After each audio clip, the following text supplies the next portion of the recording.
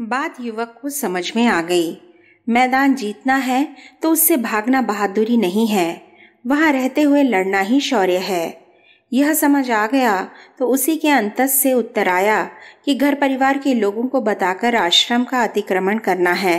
अतिक्रमण यानी गृहस्थी में प्रवेश किए बिना सीधे वानप्रस्थ में जाना है।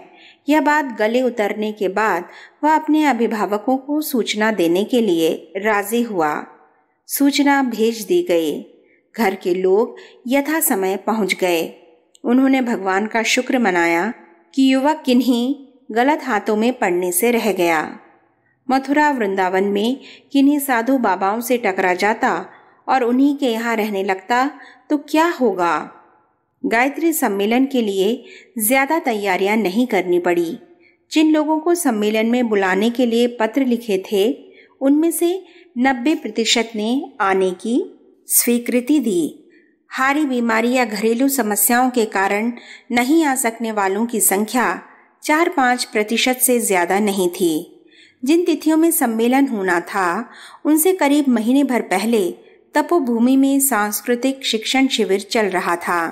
लगभग 50 कार्यकर्ता इस शिविर में भी शामिल थे। इन लोगों ने भी गायत्री परिवार सम्मेलन में सम्मिलित होने का निश्चय कर लिया। संवत 2014 की गायत्री जयंती को गायत्री तपोभूमि में अपूर्व दृश्य उपस्थित हो रहा था। उस दिन पहले से चले आ रहे संस्कृति शिविर का समापन भी था। सम्मेलन आरंभ होने से पहले पिछले शिविर में आए साधकों की विदाई हुई। लगभग सभी शिविरार्थियों ने इसमें शामिल होने की ठान रखी थी। वे रुके भी। नए साधकों के आने के बाद संख्या और बढ़ने लगी।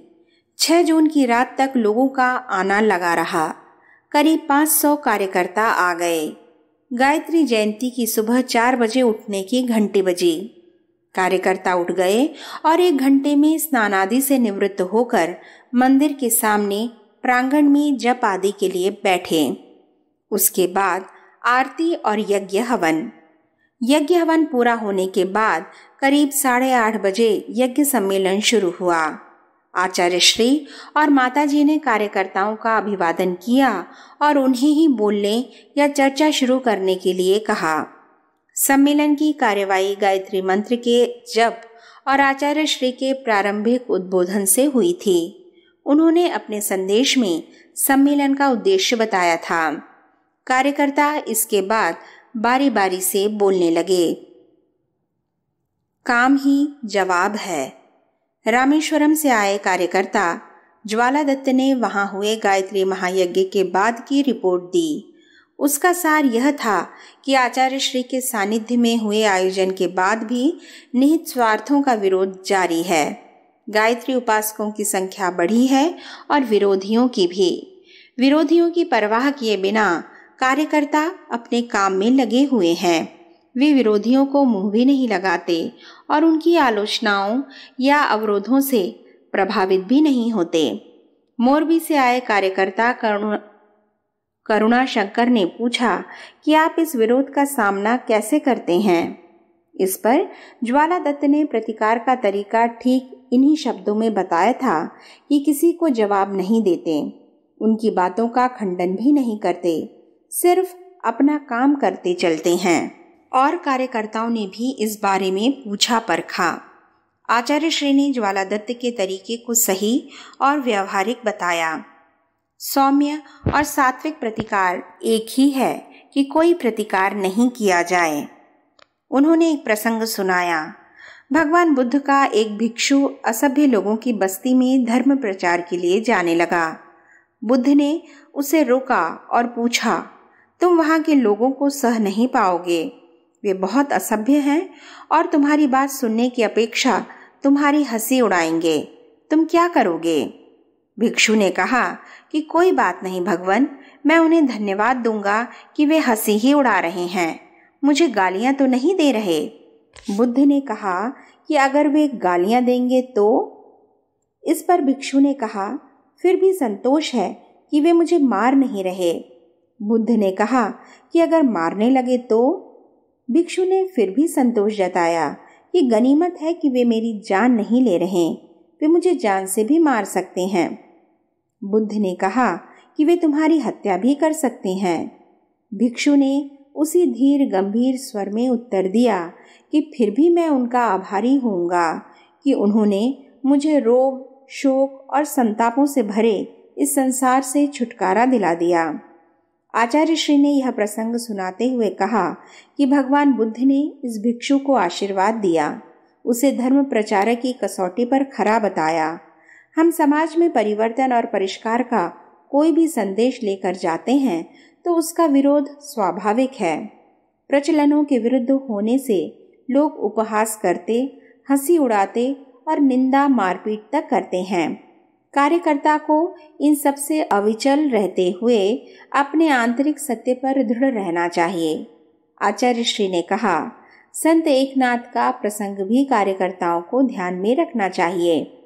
वे हरिद्वार से गंगा जल लेकर रामेश्वरम के लिए चले। कंधे पर वहंगी उठा रखी थी। रामेश्वरम तक की यात्रा निरापद संपन्न कर ली। वहां पहुंचे तो देखा मंदिर के बाहर एक गधा बेहोश पड़ा हुआ था। लगता था मरने के करीब है।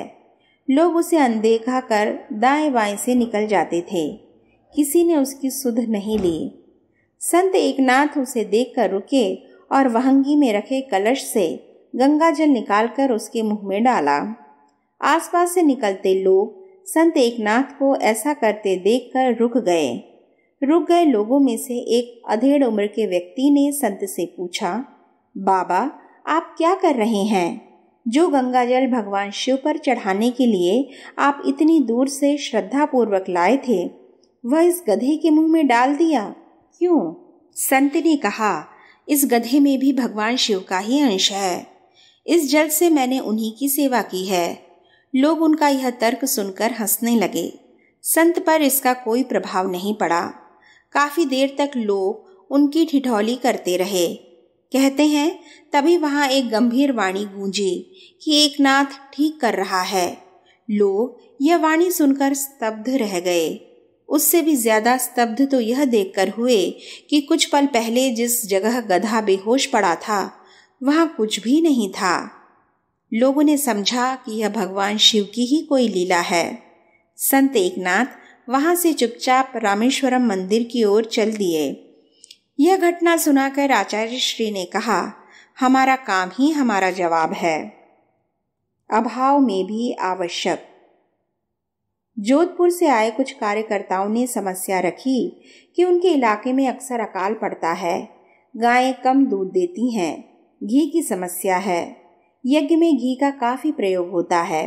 वहां के ब्राह्मण विद्वान आपत्ति करते हैं, यह विलासिता है। इस बारे में और भी कार्यकर्ताओं की राय ली गई। कार्यकर्ताओं ने यज्ञों में सादगी और मितव्ययता पर जोर दिया।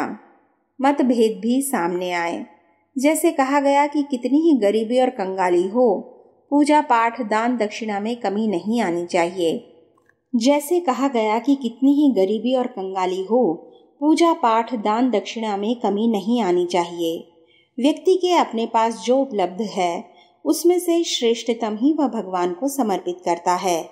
गांव में अगर कोई इमारत भव्य है तो वह मंदिर ही है। वहां के तमाम मकान कच्चे पक्के और टूटे फूटे होंगे। मंदिर की इमारत उन मकानों से श्रेष्ठ ही होगी। झोपड़ी और कच्चे मकान में रहने वाला व्यक्ति भी आलीशान मंदिर की कामना करता है। इसलिए धर्म कर्म में ज्यादा खर्च हो तो हर्ज नहीं है। आचार्य श्री ने व्यवस्था दी कि इस यज्ञ को जन जन तक पहुंचाना है। उसका स्वरूप ऐसा रहे कि सामान्य स्थिति के लोग भी उसमें सम्मिलित हो सकें। यज्ञ आयोजन छोटा हो या बड़ा, उसमें घी और अनाज का उपयोग संयम से ही किया जाए। अनाज की जगह औषधियों की आहुति देनी चाहिए। औषधियाँ जंगल में मिलने वाली वनस्पतियों से तैयार की जा सकती हैं और घी का उपयोग स्विष्ट कृत होम के समय ही किया जाए।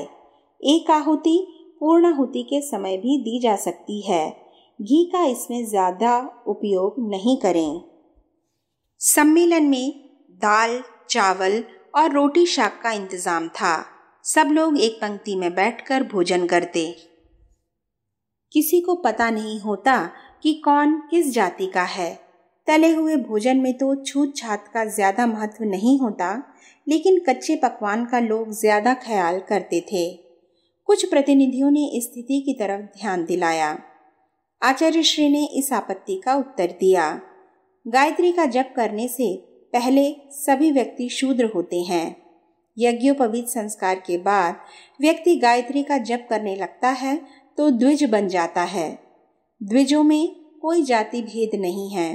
यहाँ सभी लोग एक पंक्ति में बैठकर भोजन करें। यह भोजन प्रसाद है। प्रसाद देने में कोई ऊंच नीच नहीं रखनी चाहिए। 6 दिन तक चले सम्मेलन में कई तरह के निर्धारण किए गए। उनमें एक यह था कि ब्रह्मास्त्र अनुष्ठान के अंतर्गत चल रहे जप पाठ, मंत्र लेखन और आहुतियों की संख्या 5 गुना बढ़ा दी जाए। तब 24 लाख गायत्री मंत्र का जाप, 40 के 24,000 पाठ, 24,000 मंत्र लेखन और 24,000 आहुतियों का हवन प्रतिदिन चल रहा था। इस संख्या का 5 गुना बढ़ा देने के बाद प्रतिदिन 1.25 करोड़ जप, 1.25 लाख पाठ, 1.25 लाख मंत्र लेखन एवं 1.25 लाख आहुतियों का हवन निर्धारित किया गया। वहां आए 500 कार्यकर्ताओं ने अपने अपने क्षेत्रों में इस मुहिम को मुस्तैदी से चलाने का संकल्प लिया। समाज सुधार के कुछ कार्यक्रम तय हुए। इनमें दहेज प्रथा और बाल विवाह को रोकने पर खास जोर दिया। दहेज के मामले में विचार करते हुए जामनगर के प्रतिनिधि जसवंत भाई ने कहा कि दहेज के रूप में ही तो बेटी बाप की जायदाद से अपना हिस्सा ले जाती है। यदि इस प्रथा का विरोध करेंगे तो पिता के घर में बेटी का क्या वजूद रह जाएगा। उदयपुर के हीरा सिंह कठौतिया ने अपना सुझाव दिया कि बेटी को भी तो बाप की जायदाद में हक मांग लेना चाहिए। पंजाब के ग्यारसी खन्ना ने कहा कि बेटी अगर हिस्सा मांगेगी तो बड़ी समस्या हो जाएगी। जमीन जायदाद तो अपनी जगह ही कायम रहती है।